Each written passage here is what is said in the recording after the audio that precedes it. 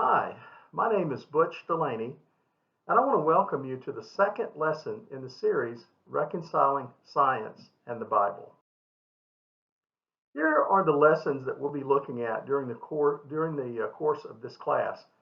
Last week we looked at 7 days of creation as explained by Moses in science. We saw that the two were saying the same things if you allow for a day to be longer than 24 hours. Today, we will look at science's Big Bang Theory and see if it can be reconciled with the Bible's account as well.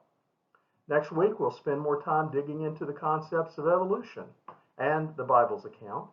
And then we'll turn our attention to 4 lessons from philosophy to show that you don't even need the Bible to infer that there is a God.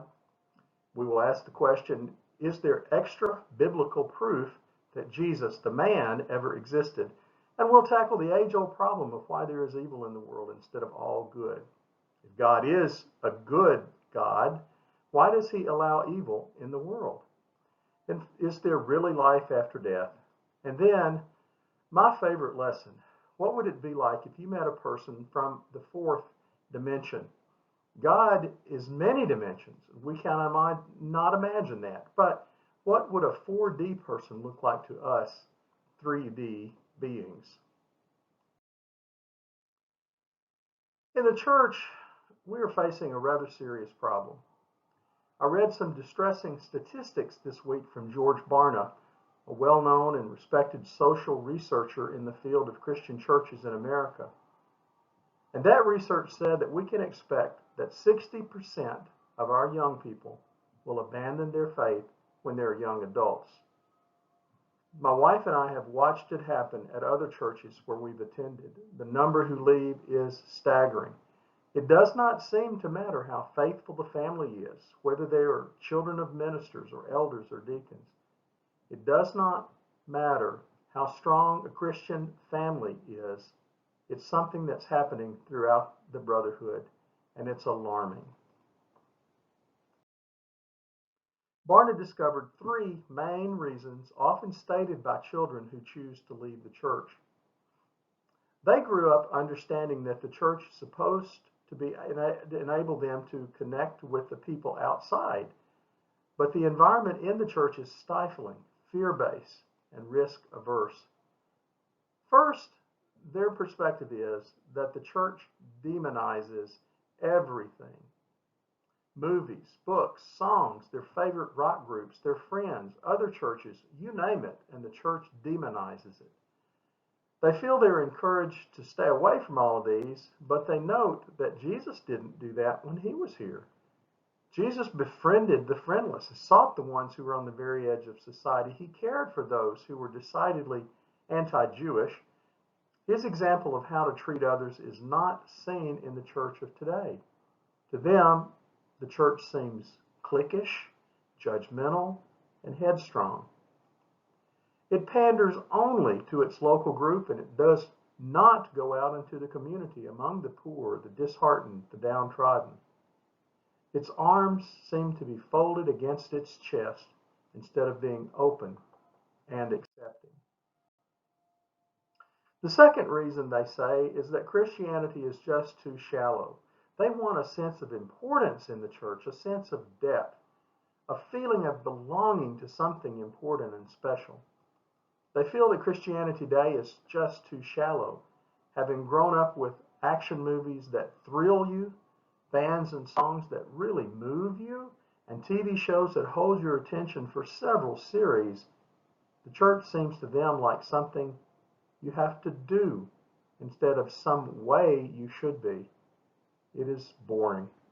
It's 1 hour on Sunday that could have been spent doing something deeper and more important.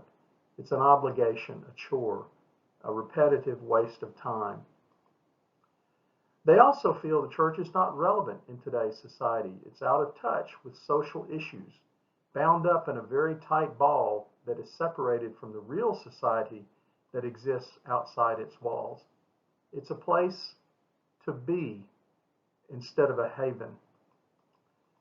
They say they believe the Bible is taught not clearly enough, and its message is not one that clicks with their needs. It's too difficult to understand, and what they do understand is too difficult to apply in their lives. And a large number say that God is nowhere to be found in the church. The church is not a place where you can experience God.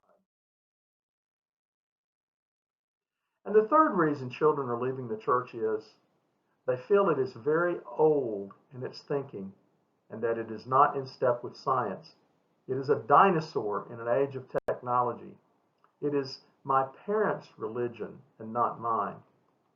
Some feel the church believes it alone knows everything.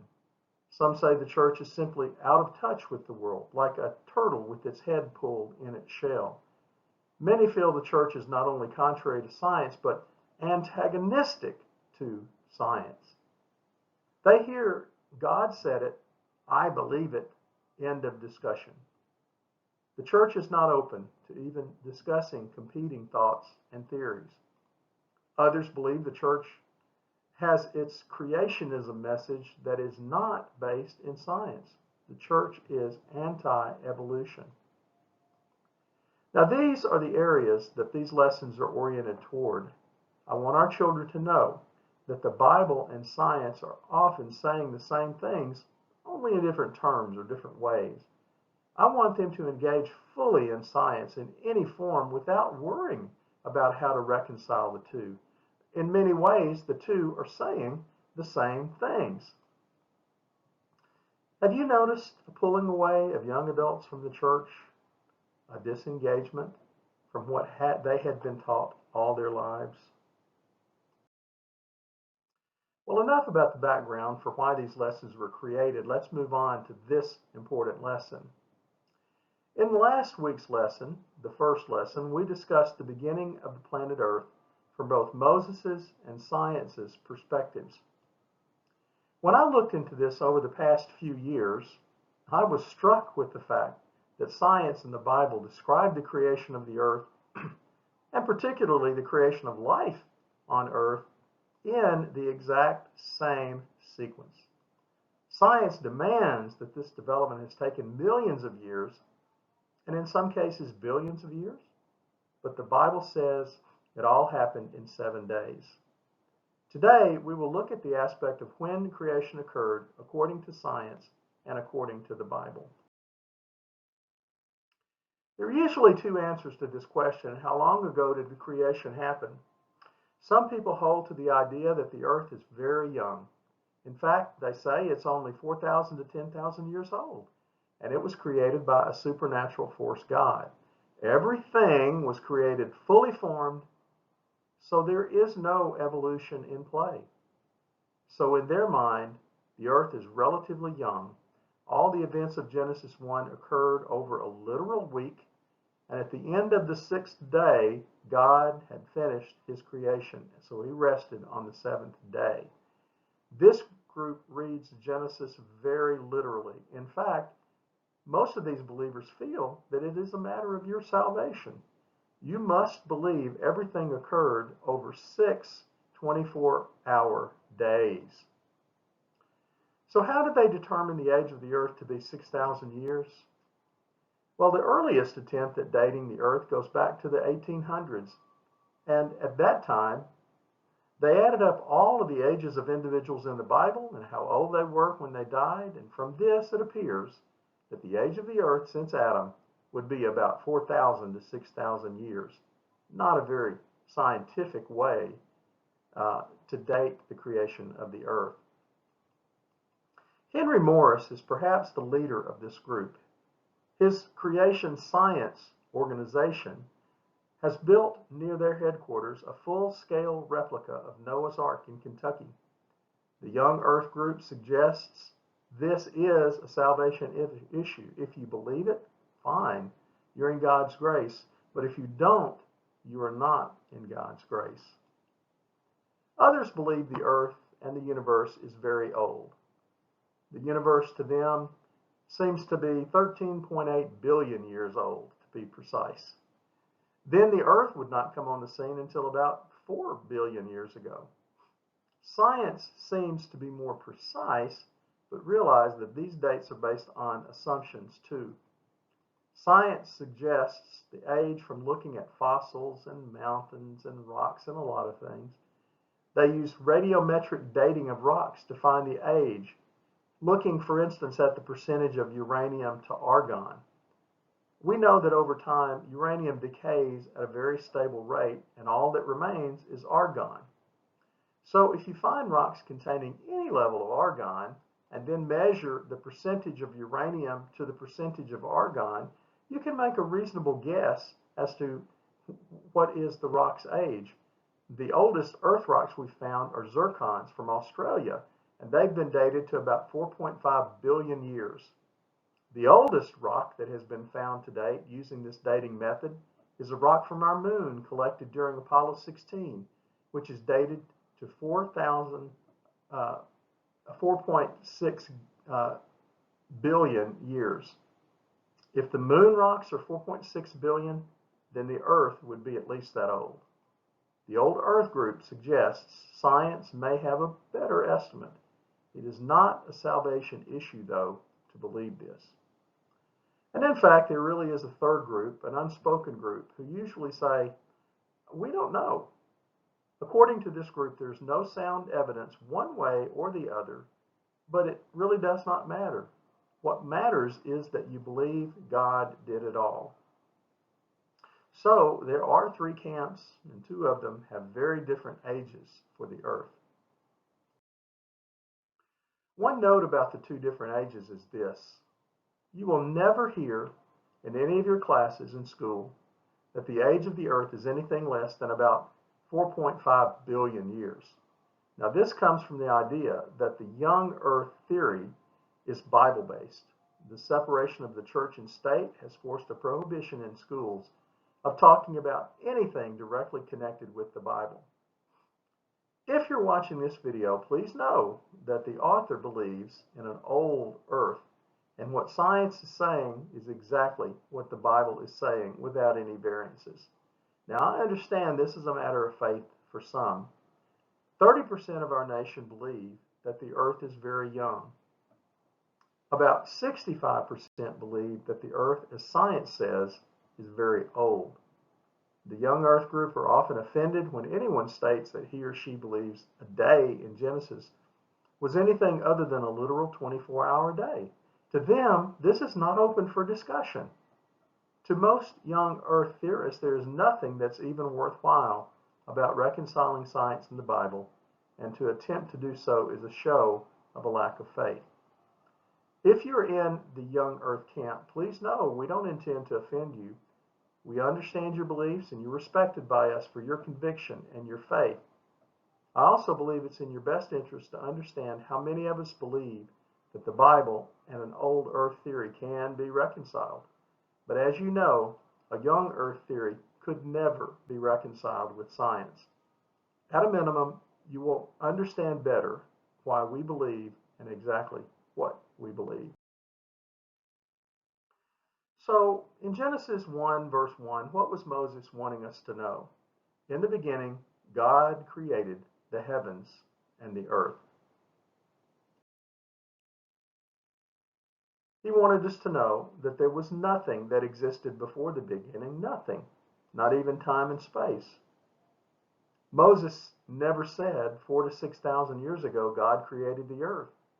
Nor did he say 13.5 billion years ago God created the earth. Don't you wish he had? I do. All Moses says is this: there was a beginning to the universe, and God existed before the beginning of the universe, and God created the universe. All of this was set in motion over a 6-day period at some point in our past. There's a Latin phrase which is creatio ex nihilo, which means God started with nothing. Here are a few things to know about the Bible.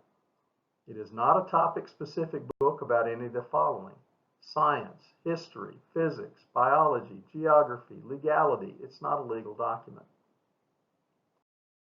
And keep in mind that the Bible is for everyone. You don't need a PhD in these things to understand the Bible. Even children can learn from it. While it does not require a PhD in these things, you can learn quite a bit about the Bible from these sciences: math, bioscience, physics, geology, history, and engineering. An intriguing question is this: could Moses have possibly explained all of what we think today in his account in Genesis? No. The Israelites of his day did not have the math and science skills that we do. Their math was limited to add and subtract. Multiplication and division was invented by the Assyrians only about 4,000 years ago, or about 2000 BC, and this is about the time that they were in Egypt. Physics would not come into play until the 1920s with Max Planck and Albert Einstein.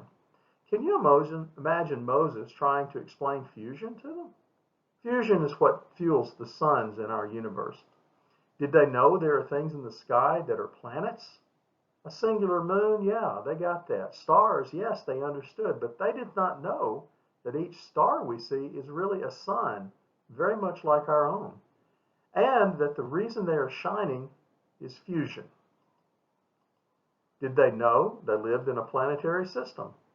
Science has discovered 500 planetary systems so far just in the Milky Way galaxy, but it's theorized that there may be as many as 100 billion planetary systems in the universe. What did they know of the sun's movement?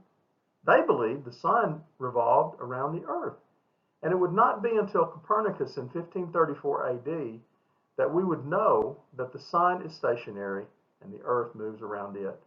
We've only known that for a period of about 500 or so years.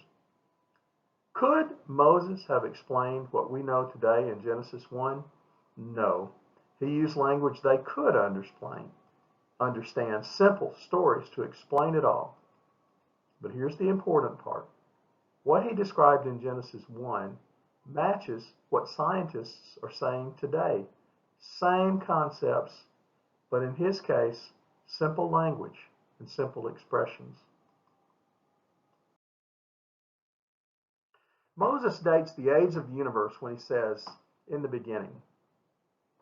But the Bible is silent about when that was. Science would suggest the beginning is about 13.7 billion years ago. Now, the idea of a billion years would have been lost on the Israelites at Moses' time. 1,000 years? A billion years? How does science know the beginning? It traces back to something God said at the beginning. He said, "Let there be light." Before there was light, there was nothing. Nothing. No space, no time, nothing. Suddenly, there was light in the universe.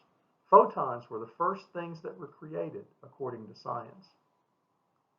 Let's talk about microwaves for a second. You may not know this, but microwave radiation is a form of light. The picture above shows the dispersion of microwaves in the universe according to recent scientific thinking. Microwave light cannot be seen, but it can be heard as a buzzing sound everywhere you go. Science has theorized that if there was an explosion known as the Big Bang, that there should be microwave background radiation everywhere in the universe. It was predicted in 1931, but not discovered until 1964. Everywhere you go in the universe, you'll hear a buzzing that is constant everywhere. You cannot see it, but you can hear it. In essence, this is the echo of the Big Bang that you can hear even today. Cosmic microwave background radiation was much louder at the beginning when the universe had its start, and it's much less loud today. Science says it would have taken 13.7 billion years for it to calm down to its current level. Now, the buzzing in your microwave at home is not CMBR. The buzzing comes from a fan and a magnetron making that noise. But if you have an old TV that gets its signal from TV stations and you happen to tune your channel between two stations, you hear an odd static sound. We call that white noise. and about 10% of that sound is from cosmic microwave background radiation. Here's a little bit of scientific information that is fun and teaches a little bit about how large the universe is. First, the distance of our sun to its nearest star in the star cluster Alpha Centauri is 4.5 light years away. It takes light from that nearest star 4.5 years to travel to us. So tonight, if you go outside and look at stars, you're actually looking back in time. If those stars were to go out, you would not know it for at least 4.5 years. The universe is big, and I mean really, really big. Once, we all believed the universe had no beginning and will have no end. Did you know that science has determined that there was a beginning and that there will be an end to the universe? Einstein's first two laws of thermodynamics tell us there will eventually be an end. The first law says there's only a finite amount of energy in the universe, and the second law says that no new energy is being created. So the universe will one day run out of energy. So now we come to the meat of what we're discussing. Have you ever heard of a singularity? It's what science suggests is at the bottom of a black hole. As a large sun begins to burn out, the weight of it crushes in on itself. This creates a huge vacuum in space, and of course, a vacuum will begin to pull anything near to it inside to try to fill the hole. But it's pulling not only matter, but it's also pulling space and time itself. There have been many black holes documented in the universe. There's even a black hole in the Milky Way galaxy. But the Earth is way out on the fringes of this galaxy, and it's thought to be too far away to be pulled into the hole. This is what science thinks it looks like when a singularity explodes. And I've taken that and turned it on its side and made it into more of a funnel shape. And this again is only theory, of course. As you can see, there are 8 periods of time, all of which started at the Big Bang in period 1. And we are out here in period 8 now. At first in singularity, there existed a singularity and nothing else, which the singularity has all the weight and mass of the entire universe, but it has no height, no width, and no depth. It's too small to be seen under the strongest microscope, but all of the mass that's in the universe today was squeezed into a tiny, tiny area too small to even see, and it was infinitely hot inside, and everything within had become an amalgam. Not that the actual stars and planets had been reduced to a tiny size. It would have been a hot, steaming mess where everything inside was shapeless, kind of like a hot milkshake. At some point, the singularity exploded in a big bang. The results looked something like this funnel. The white and yellow at the beginning means the temperatures were super, super hot. The initial heat was infinitely hot. Hence, it was shown in this image as white. But as temperatures began to cool, they gradually turned from white to yellow to pink, and then to no color. After the explosion, all the mass inside the singularity began spewing outward.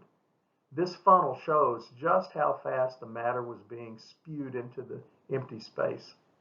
During the explosion, all the matter in the singularity began moving outward at an unbelievably fast pace. In fact, the first 4 periods that you look at here happened over a period of the first 1/10 of a second. And the rest happened over a period of from 300,000 years to about 13.5 billion years. Eventually, you have all of the stars, planets, moons, and comets in our sky as we see them in the night today. This whole process is assumed to have taken 13.5 billion years, that long for the Earth and planets and moons and stars and all of the galaxies in the universe to come into existence. God said, in the beginning, Moses said, in the beginning, God created the heavens and the earth. Now, the earth was formless and empty. And I believe that's the time when it's talking about being inside the singularity. Darkness was over the face of the deep. In other words, light had not even been invented yet. And yet the Spirit of God was hovering over the waters. By waters, I think he meant the shapeless form and formless matter inside the singularity. So, looking at the first time increment immediately following the Big Bang in period 2, science says nothing existed before the beginning, but the Bible says God did.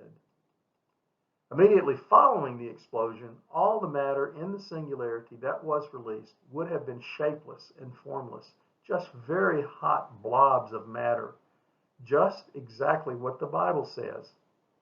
Light, or photons, were among the first things that were emitted, but photonic light would not be visible anywhere in the universe for about 380,000 years. This is the time it took the universe to cool down to reasonable temperatures. In Genesis chapter 1, verses 2 and 3, Moses says, "Now the earth was formless and empty, and darkness was over the surface of the deep, and the Spirit of God was hovering over the waters. God said, 'Let there be light,' and there was light." This is exactly verbatim, of course, except for mentioning God or the Spirit. This is verbatim what science says about the earth at and prior to the Big Bang. Now, the explosion was very fast, and by fast, I mean really fast, as you can see in period 2. In just a matter of slightly over 1 second, it expanded to roughly the size of the universe today. And the universe is still expanding even today. Periods 1 through 5 cover a period of only about 3 minutes. In the periods between 1 and 6, all the matter in the universe begins to take form, but still components only. Nothing solid has been created throughout the end of period 6. It was still extremely hot, but cooling down. It was completely dark. Photons were present, but not visible due to the heat. Notice the golden wavy lines at the top. This shows that light was present, but free electrons that had not yet been bound to other nuclei were zipping and zizzing around, which created a tremendous cloud-like atmosphere everywhere in the universe. So even though there were photons, everything would have been very dark in the universe. Genesis chapter 1, verse 2. "Now the earth was formless and empty. Darkness was over the surface of the deep. And all this time, the matter that was released is spreading throughout the universe. It is still extremely hot. None of the forces, the 4 forces that are at play today, are at work until after the universe-wide nuclear fusion process ends at the end of period 5 and going into period 6. Now, during period 6, the universe continues to cool down. And a universe-wide fusion process began to occur at the beginning of period 4. It finished at the beginning of period 5, and then in period 6, the universe began to cool down. And in period 7, molecules like hydrogen and helium are formed, the building blocks of everything. All of the hydrogen and helium that ever has existed and ever will exist was created by the end of period 6. So the ratio of the two are in lockstep and have been through all time in the universe, even today. This ratio is a universal constant. It is not a variable number, even today. All this time, and through the ends of period 7 and into the 8th period, the Bible tells us that the Spirit of God was hovering over the waters. By this we understand that all the matter that was and is, stars, planets, and other celestial bodies, has not been shaped and formed until after hydrogen and helium are present everywhere in the universe. These two molecules are the building blocks of everything. Now, in period 8, it's cooled down enough to begin the process that results from the work of the four fundamental forces in the universe: strong and weak force, magnetic force, and gravity. All began to form stars and planets and solar systems. At the explosion of the singularity, God said, "Let there be light." And light was the first thing created from the explosion. Almost instantly, light poured out into the universe during the third period shown here. But because of a universe-wide fusion event in period 5, photonic light would not be able to be seen because of the intense heat. It would take 380,000 years in period 6 for the universe to cool down before you could see the photons, though. But there was nothing live yet to see. Nothing existed with eyes at this point. So the first thing God said was, "Let there be light," and photons were created at the beginning of period 1, but would not be visible for a long time.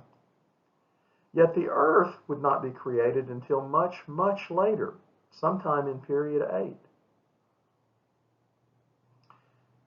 And there and had there been anything on Earth during its early formation, it would have existed in complete darkness through days 1 and 3 of its existence, as read in Genesis, due to the fog in the Earth's atmosphere. The Earth's atmosphere at first did not contain much oxygen. The night and day sky would then not be visible on Earth until after the long Proterozoic period, the third period in science, when plant life started emitting oxygen and it would fill the atmosphere. It would not be until the very end of day 4 on Earth that would the stars and the sun be even visible on that planet. So back to period 5. In period 5, things were cooling down now in the universe. Cooling continues on in period 6. Now, I had never learned of the four forces of nature when I was in school, but these forces are beginning to work at this point. We'll look at these forces that are at play on the next slide. In this period 6, things are still pretty much formless and shapeless, but these dense matter is beginning to bind more to less dense matter, and shapes are beginning to form. Also, near the end of the 380,000 year fusion period, things start cooling down rapidly. But because of the free electrons that had been created from the fusion cycle, still no light could be seen at this point. Notice that visible light becomes possible at the end of period 7. But when Earth was in its formative state in period 8, the atmosphere on our planet was so hazy and polluted with carbon dioxide at first that you would not be able to see into heavens until sometime later at the end of this funnel. So here are the four forces that are at play. The strong force holds all the protons and neutrons together to form atoms, to form nucleus actually. Weak force at the atomic level allows for radioactive decay. Electromagnetic force binds electrons to the nucleus of atoms, and the gravitational force causes large celestial bodies to attract one another. All of the shapeless, formless blobs of matter are now beginning to come together to form planets, stars, and moons beginning in period 6. All at once, after a fusion period that lasted 400,000 years, in the 6th period, things started cooling down to more moderate temperatures in period 7. The universe was clearing of the universe-wide fog that had obscured the light, and as a result, almost all at once, the universe cleared and light could begin to work its magic. After this, a second form of light, which is not visible, appears. It's cosmic background radiation. It can be heard now in all parts of the universe. The buzzing today is much quieter than it was when it first began. Have any of you heard of the buzzing of CMBR? If you remember, when TV was sent out as signals to antennas on tops of rods, if you changed channels on your TV, you could linger in between two channels and you could hear snow. Well, they know today that 10% of that noise was CMBR, cosmic microwave background radiation. About 4.5 billion years ago, planet Earth was formed in period 8. It lies in one of the arms of the spiral Milky Way galaxy out in the edge of the spot where not a lot of other heavenly bodies are around us. Science calls it the Goldilocks spot. Not too warm, not too cold, just right. And Earth today has an almost uncluttered view of the night sky. Not quite so true with other planets that we know of outside our solar system.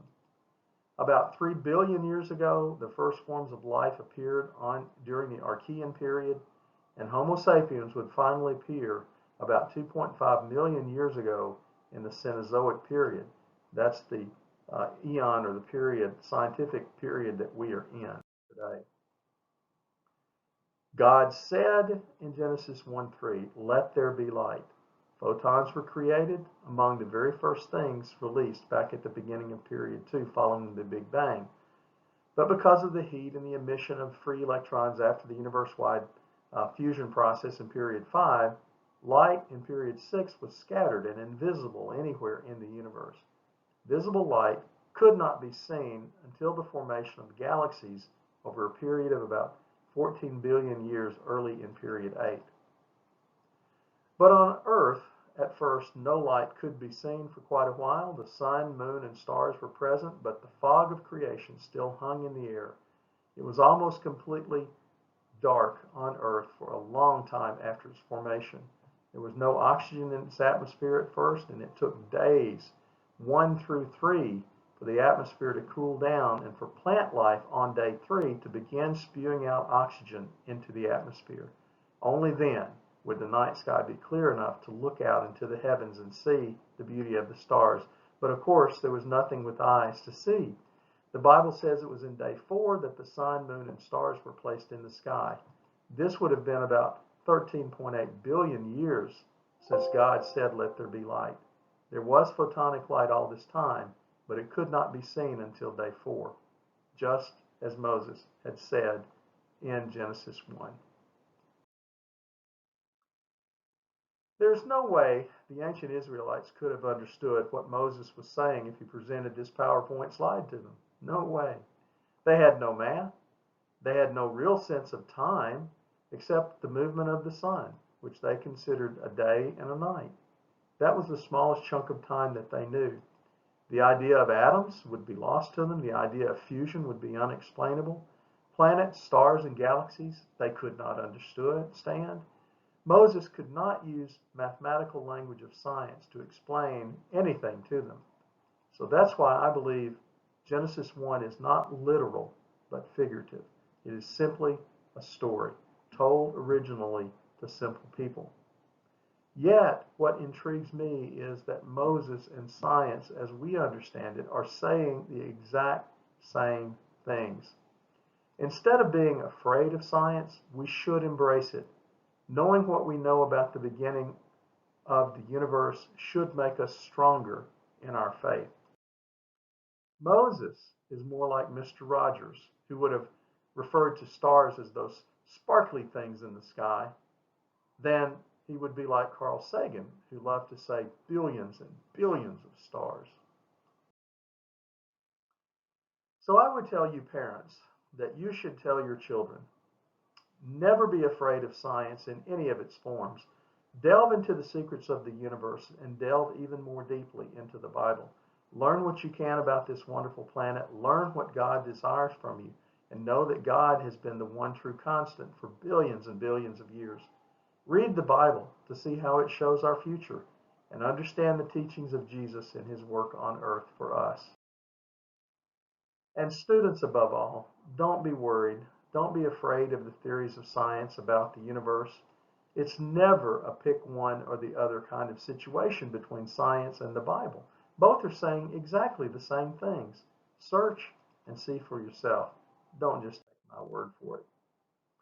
And parents, I would encourage you to talk to your teens, especially about the 7th grade when they're about to learn of Darwin and the evolution, which seems so completely contrary to the Bible.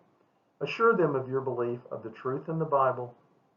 Assure them of your belief of the truth being found in science. And tell them that's their job to find a way to reconcile the two It can be done, as you've seen in these first two lessons.